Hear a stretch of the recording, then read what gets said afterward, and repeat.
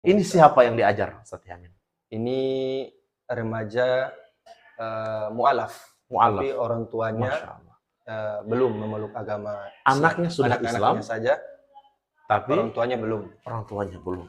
Di sana untuk melihat wanita muslimah memakai hijab, ya kita bisa hitung saja dengan jari. Kayak Gorontalo beberapa tahun yang lalu. Tahun lalu. Di sana masih menggunakan minyak tanah yang disubsidi oleh Subsidi. pemerintah. Adapun gas 3 kilo seperti kita yang di sini belum ada. Belum ada. Terus kata anak-anak, kalau Ustadz mau pergi, siapa yang ajar kami ngaji lagi? Masya Allah. Ada yang menarik lagi tadi tentang masjid diubah ke ruang rapat. Iya. Jadi makanya mereka tulis ruang rapat untuk Ruang sementara. Karena dari tetangga, tetangga kita dari misionaris, itu sangat menentang adanya pembangunan rumah ibadah umat Islam di sana. Nanti di sana itu baru saya tahu, terasa bahwasanya begitu betapa harus bersyukurnya kita di Gorontalo. Iya, itu saya bilang, betapa kita harus bersyukurnya kita sudah tinggal dan lahir serta besar di Kulon Dalo Liput. Masya Allah. Allah senantiasa menjaga para asatizah kami di sana, dan mudah-mudahan dengan beradanya kami dimanapun, kami di Gorontalo atau di daerah lain, mudah-mudahan menjadi pahala jariah untuk guru-guru kami yang berada di sana yang dengan sabar mengajarkan ilmu kepada kami. Masya Allah. Bismillah, alhamdulillah, wassalatu wassalamu ala rasulillah wa ala alihi wa sahbihi ajma'in wa ba'd. Para pemirsa sekalian yang dirahmati oleh Allah subhanahu wa ta'ala, senang sekali hari ini kita berjumpa kembali di podcast kita dan bersama para da'i kita. Kemarin kita sudah bersama para imam muda kita, ya, Islamic Center Wahidah Islamiyah Gorontalo bersama Ustadz Rustam. Kemudian ada juga kita podcastnya bersama Ustadz Rustam juga, kita bincang-bincang santai, dan beberapa kali dengan para dokter juga kita dalam podcast kita. Dan insya Allah di hari ini kita kedatangan da'i kita, da'i muda, energik juga ya, multi talenta. Beliau sudah pernah ditugaskan di luar dari daerah. Beliau tinggal di Gorontalo, luar NTT ya? Yes. Ya, NTT, dan hari ini bersama dengan kita sebut nama beliau Ustadz Ahmad Yamin hafizahullahu ta'ala. Apa kabarnya hari ini antum, Ustadz? Alhamdulillah. Masya Allah. Dan alhamdulillah 2 tahun ya? Hampir 2 tahun. Hampir 2 tahun ya penugasan sebagai seorang da'i di Wahdah Islamiyah. Setelah mengikuti tadribul du'at, kuliah da'i selama 1 tahun, kemudian ada mata kuliah yang dia harus terjun langsung ke lapangan, dikirim ke daerah-daerah, dan Masya Allah ini merupakan suatu kebaikan besar yang barangkali hari ini sudah sulit kita untuk temui. Ada da'i yang siap diterjunkan di tempat yang cukup terpencil, dan alhamdulillah hari itu dan hal itu bisa diselesaikan misinya oleh salah satu ustadz kita, Ustadz Yamin Ahmad Yamin hafizahullahu ta'ala. Dan di hari ini para pemirsa sekalian, kita akan coba kita akan coba tanya-tanya terkait suka dukanya, kemudian ada pelajaran yang akan kita ambil. Tetap membersamai kita di podcast kita hari ini, dan perbincangannya begitu hangat dan selalu bersama. Dan jangan lupa subscribe, like, dan share postingan ini sebagai bentuk dukungan kita terhadap kebaikan-kebaikan kita di bumi Gorontalo kita yang tercinta. Pemirsa sekalian rahmatillah Allah subhanahu wa ta'ala, kita awali dengan, yuk kita lihat satu gambar, satu tampilan yang kita sudah siapkan laptop di depan terkait tindak tanduknya Ustadz Yamin saat berada di lokasi dakwahnya di Nusa Tenggara Timur. Ya, Masya Allah. Tepatnya di mana itu, Ustadz? Di Kabupaten Kupang. Di Kabupaten Kupang itu sendiri. Mari kita lihat dokumentasinya. Ini yang pertama ini, Masya Allah, dengan satu aparat ya. Ya. Babin Kamtipmas ya. Saat di mana ini, Ustadz? Di Kabupaten Kupang. Silaturahim ini alhamdulillah dijalankan terus bersama pemerintah dan juga para stakeholder yang lain. Masya Allah. Dan ini letaknya di kotanya, Di kabupaten, di Ustaz. kabupaten Ibarat ya, kalau kita di Gorontalo. Gorontalo ini ada kota Gorontalo, ada kabupaten Gorontalo, begitupun di sana. Kalau ini jaraknya seperti apa kalau dari kota Gorontalo, kabupaten apa? Bohwato. Ibaratnya ya seperti dari sini, kalau dari kota Kupang ke kabupaten, dari sini ke Limboto Barat. Limboto Barat. Wah, cukup jauh juga. Mau masuk Isimu Iya, ya? Masya Allah. sudah mau masuk. Kemudian ada kerjasama juga dengan Babinsa Babinsa ya, dari TNI. TNI ya? Ya. Masya Allah. Ini aktivitas dakwahnya di mana ini Ustadz Yamin kalau untuk Ini gambar yang ketiga? Gambar yang ketiga ini di musola. Di musola. Mereka menamakan Ini itu, musola ya? ya, Masya musola. Allah. Ini dari Ya semi permanen. semi permanen ya? Kayaknya dari bambu-bambu rotan. Bambu atau rotan yang di rapat-rapatkan ya. Masya Allah. Ini siapa yang diajar Ustadz Yamin? Ini remaja di sekitar sini. Kebanyakan dari mereka itu mu'alaf. Tapi orang tuanya belum memeluk agama. Anaknya sudah Islam saja, tapi orang tuanya belum. Jadi sedikitnya SDM ya seharusnya kalau muslimah begini yang mengajarkan ya ustazah. Semestinya muslimah, tapi kebutuhan saat itu ya. Kebutuhan saat itu ya. Jadi antum yang turun tangan di situ ya. Masya Allah. Selanjutnya, ini saat perhelatan Muswil dan Mukerwil ya. Iya, kemarin berapa jumlah pengurus total di sana, Ustadz Yamin? Kalau ini kan saya sebagai ketua DPD-nya hanya ikut diundang saja. Saya tidak masuk dalam pengurus wilayahnya. Jadi untuk jumlahnya ya kurang lebih dari ketua-ketua departemen dan anggotanya ya 15 orang. 15 orang ya, Masya Allah. Cukup sedikit ya dibandingkan dengan kita yang di sini pengurusnya ya? Iya, maka dari itu kami di sana itu ditempa dari segi dua, Ustaz. Dua. Ya, yang pertama adalah rasa syukur kami. Rasa syukur. Dan yang kedua rasa sabar. Masya Allah, barakallahu fiik ya. Hikmah yang kami dapat di sana. Ditahan dulu Ustaz. Sebentar kita akan beberkan semua hikmahnya antum. Ini juga ada ini juga ada foto apa ya? Yang belajar dari bapak-bapak TNI, Kompi B. Kompi B, Masya Allah, semangat belajar mereka luar biasa. Termasuk Dantonnya juga ikut yang lulusan dari Akmi. Ya. Masya Allah. Belajar. Alhamdulillah sampai selesai. Sampai selesai mereka sampai selesai, sampai di Rosa, mereka ikut di Rosa ya? Sampai selesai. Masya Allah. Kemudian, ini motornya antum. Masya Allah. Di sana pakai motor Supra. Kita kembali ke motor Suprix.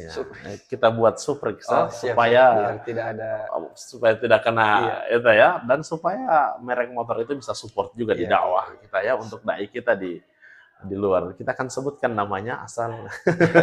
Masya Allah. Kemudian ini di mana sebelumnya? Ya, ini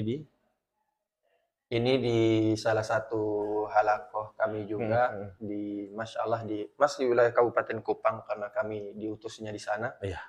Tapi ini agak masuk dalam di Masya Allah, Kupang ya. Ya, di Matani.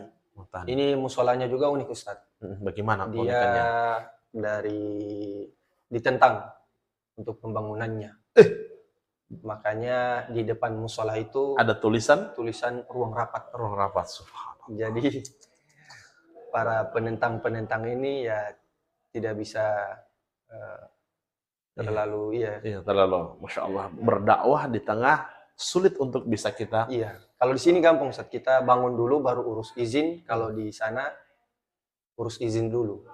Bahkan yang kalau tidak ada izin harus ditulis ruang rapat ya. Ini siapa ini Ustaz? Ini bersama Pak Salam, Masya Allah, di Kemenak Kabupaten Kupang dalam Pendis, apa namanya?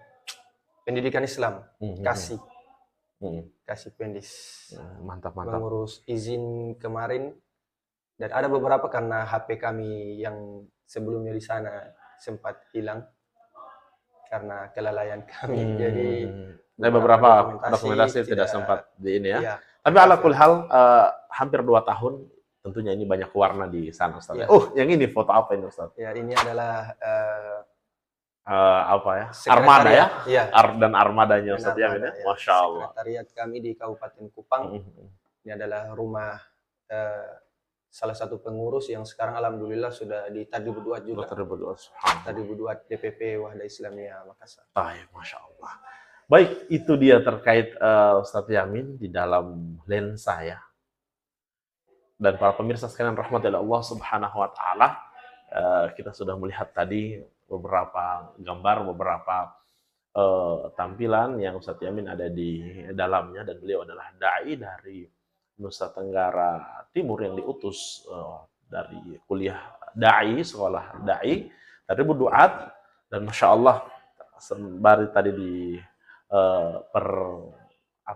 dideskripsikan satu-satu, ini membuat kita seakan-akan melihat ternyata ada kebaikan yang di daerah terpencil yang kita merasa mungkin kesulitan di sini, di sana semestinya yang lebih sulit, namun mereka masih bisa berkarya dengan banyak kebaikan. Ada masjid yang tidak boleh digunakan, harus diurus izin dulu, harus ditulis ruang rapat dulu, kemudian mengajarnya mu'alaf dan sebagainya. Alhamdulillah di bumi Gorontalo semua terasa aman. Kita ingin mengambil lagi lebih banyak kebaikan para pemirsa sekalian dari Ustadz Yamin itu sendiri. Nah Ustadz, kita ingin tanya, mungkin bisa dibagi bersama kita pengalaman 1 atau 2 terkait hikmah antum diutus di NTT, Ustaz. Ya, alhamdulillah. Kalau hikmah itu Ustaz, kami di sana awal-awal tiba itu memang beda suasananya, urufnya dan kebiasaan masyarakat di sana itu beda dengan kita di Gorontalo. Di sana untuk melihat wanita muslimah memakai hijab, ya kita bisa hitung saja dengan jari. Kalau di kabupaten ya, kalau di Kota Kupang mungkin banyak-banyak perantau yang dari Jawa, dari Sulawesi dan lain sebagainya. Adapun yang di kabupaten sangat sedikit. Makanya kemarin kami diutus itu ke sana, ya sebuah tantangan bagi kami juga. Ya mudah-mudahan dengan diutusnya kami di sana 5 atau 10 tahun ke depan akan lahir di Flobamora NTT, di mana kami kaum muslimin di sana adalah minoritas, Ustaz. Masya Allah ya, minoritas ya. Ya. Terus jarak tempuh di sana itu cukup jauh dari satu masjid ke masjid yang lain. Jadi kalau kita yang sudah biasa, istilahnya yang biasa sholat, jadi kita sudah bisa hitung ada berapa jumlah masjid di kabupaten itu. Saking sedikitnya dan jauhnya. Jadi, kalau di sini kita mungkin bisa mendengar azan dari toa-toa masjid di rumah-rumah kita. Tapi kalau di sana yang bisa mendengar azan ya orang yang hanya tinggal radius 500 meter seputaran masjid. Sisanya sudah tidak bisa mendengar azan lagi. Sulit mendengar azan. Ya. Masya Allah. Itu juga Ustadz Yamin, tadi antum sudah sampaikan, namun saya tahan tentang syukur antum dan sabar antum di sana. Ya, apa yang menjadi kesyukuran antum dan kesabaran antum di sana, Ustadz Yamin? Insyaallah. Kalau yang pertama Ustadz tentang bersyukur. Nanti kami sudah di sana, baru kami terlebih khusus saya dan istri. Antum dan istri ya? Iya, saya dan istri selalu berbincang dan mengatakan kita dulu kurang bersyukur di Gorontalo. Kurang bersyukur, nanti sudah kita di sana, di Kupang, NTT, baru kita merasakan bahwa dulu kita di Gorontalo kurang bersyukur.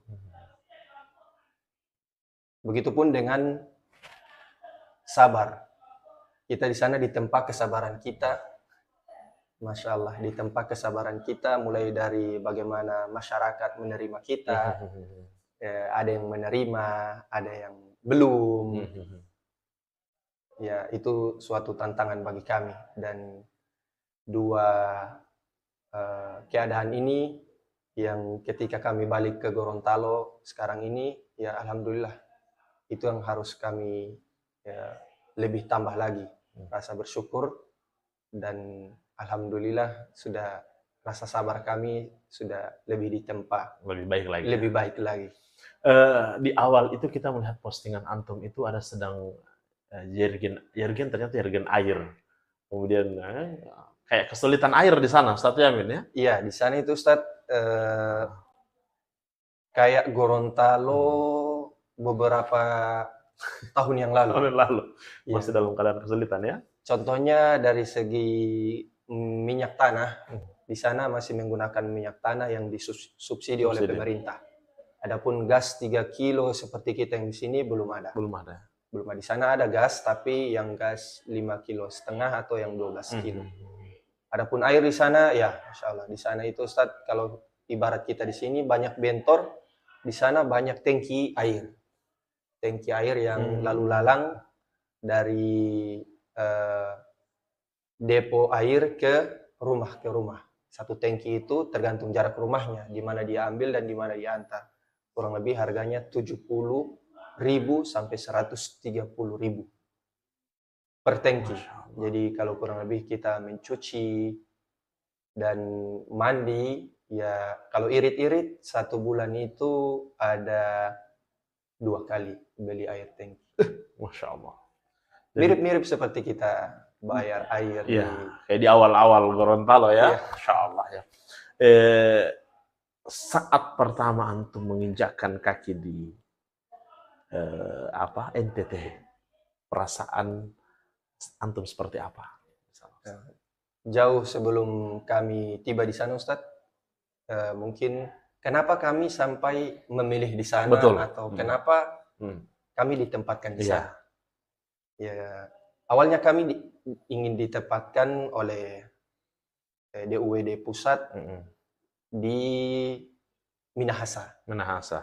Tapi karena banyaknya om kami di sana, kurang lebih ada 4 orang saudara dari ibu. Jadi kami bilang ke Ustadz yang ingin mengutus kami, kasih kami tempat yang jauh, yang kalau kami kehabisan beras, kami tidak lari ke om. Kami hanya minta kepada Allah Subhanahu wa Ta'ala. Masya Allah. Dan betul, Allah Akbar. perkataan saya itu, Allah Akbar. Subhanallah. Perkataan saya itu di ACC. Masya Allah. Dikasih saya tadinya mau ke Larantuka di Flores Timur kalau tidak salah. Tapi 2 pekan sebelum kami diutus berubah SK-nya dan kami diutus di Kabupaten Kupang. Alhamdulillah. Dengan diutusnya kami di Kabupaten Kupang, memang. Ya cukup jauh. Kami naik kapal, Ustaz, naik kapal dari Gorontalo, kami turun di Labuan Bajo. Itu 4 hari 4 malam. Masya Allah. Bersama istri dan anak yang usia 5 bulan pada saat itu. Subhanallah. Jadi, bagaimana perasaan istri saat sampai?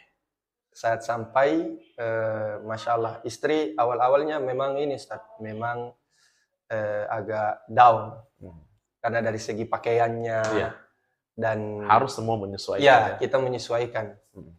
Bahkan ada satu, pernah kami selesai dari pasar, ada ibu yang menegur istri di jalan, mungkin karena pakaian istri atau bagaimana, kami juga tidak mendengar secara jelas karena bahasa mereka ya. Ya, bahasa mereka. Baik, Masya Allah. Ini luar biasa para pemirsa sekalian, ini awal dari Ustadz Yamin ya berada di sana. Baik, kita berpindah waktunya. Sekarang di akhir antum akan meninggalkan NTT. Bagaimana kesan dari masyarakat dan bagaimana situasi saat itu? Pertama kami pamitan, Ustadz. Pamitan, mereka kasihan, saya juga. Mereka tidak menginginkan kami untuk pulang. Bahkan mereka menginginkan kami untuk selamanya bangun rumah dan beli rumah di situ. Anda tidak belum walimah, antum sudah diwalimahkan di sana. Iya. Dan ketua DPW juga menginginkan seperti itu karena memang kurangnya SDM, Ustaz. Kurangnya SDM. Kebanyakan orang-orang dari dai-dai dari atau para penuntut-penuntut ilmu di NTT selesai menuntut ilmu sedikit yang balik. Begitu. Sudah tertahan di Jawa atau di Sulawesi, terus lanjut ke strata yang lebih lagi S2 atau S3 dan jarang yang balik. Karena mungkin ya keadaan. Makanya sangat dibutuhkan dai di sana. Sangat dibutuhkan dai di sana, dan di sana betul-betul mereka tidak mau. Terus kata anak-anak, kalau Ustadz mau pergi, siapa yang ajar kami ngaji lagi? Masya Allah. Saya sudah bilang ke para orang tua mereka, saya bilang, Pak, Bu, saya di NTT ini hanya ingin menjadikan NTT ini batu loncatan saya untuk terus menuntut ilmu lagi. Saya tidak berhenti di sini. Maka dari itu mereka juga ya sudah legowo, dan saya bilang ada maksud dan tujuan yang lain dengan kepulangan kami di kampung, yakni ingin berkhidmat kepada orang tua karena adik saya sudah kuliah di luar, sudah saatnya saya balik gantian. Akhirnya jadi satu pilihan yang mengharukan di saat itu, Ustaz Yamin, ya, Masya Allah. Dari ketua DPW, dari masyarakat, dan tentunya kekeluargaannya bagaimana di sana, Ustaz Yamin? Di sana kalau dari segi kekeluargaan, Ustaz, karena sedikit, malah lebih tambah solid. Beda dengan ya di contoh kita yang di sini, karena kita mayoritas banyak, kadang kita ya bukan juga cuek, tapi kurang solid. Kalau di sana, Ustaz, ya alhamdulillah kita di sana tuh ibarat ya saudara. Ibarat saya dan tetangga saya itu adalah kakak adik. Dia mau ngopi di rumah atau saya mau ngopi di rumahnya. Itu saling ini ya? Iya, dan mereka sangat sayang kepada kami. Ini ada yang menarik lagi tadi tentang masjid diubah ke ruang rapat. Iya. Ada tidak satu kisah yang disidak seperti itu, atau apa kisah menarik terkait masjid ini, bagaimana melihat pertama antum seperti itu? Ya. Kalau kisah, kebetulan ada 2 musola di sana, Ustadz, yang sempat kami mengisi di sana. Musola yang pertama itu diisi oleh para perantau, ada polisi, ada ASN dan lain sebagainya. Yang masjid itu ya tidak lama mengurusnya untuk dari segi izin. Jadi makanya mereka tulis ruang rapat untuk sementara, karena dari tetangga tetangga kita dari misionaris itu sangat menentang adanya pembangunan rumah ibadah umat Islam di sana. Makanya, Masya Allah, kalau cuma di Gorontalo ini tidak mungkin begini. Tidak mungkin begini. Makanya nanti di sana itu baru saya tahu, terasa bahwasanya begitu betapa harus bersyukurnya kita di Gorontalo. Iya, itu saya bilang, betapa kita harus bersyukurnya kita sudah tinggal dan lahir serta besar di Kulon Dalo Lipui. Masya Allah. Dan para pemirsa sekalian, kita tiba di sesi akhir karena kita akan masuk ke 30 menit waktu kita bersama bincang-bincang bersama Ustadz Yamin.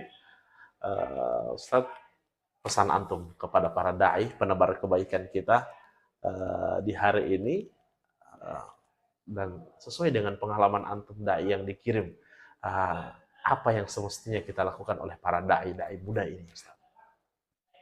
Seharusnya sayalah yang harus mendapatkan pesan ini, tapi Ustadz sudah bertanya kepada saya, wa idza stansahaka fansahu. Masya Allah. Jadi pesan saya, Ustadz, kalau kepada dai teman-teman saya yang sementara kuliah atau yang ingin masuk ke Tadribud Duat, ya, Wahda Islamiyah Gorontalo atau Wahda Islamiyah Pusat, pesan saya yang pertama adalah tidak perlu kita risaukan masalah rezeki di daerah dakwah.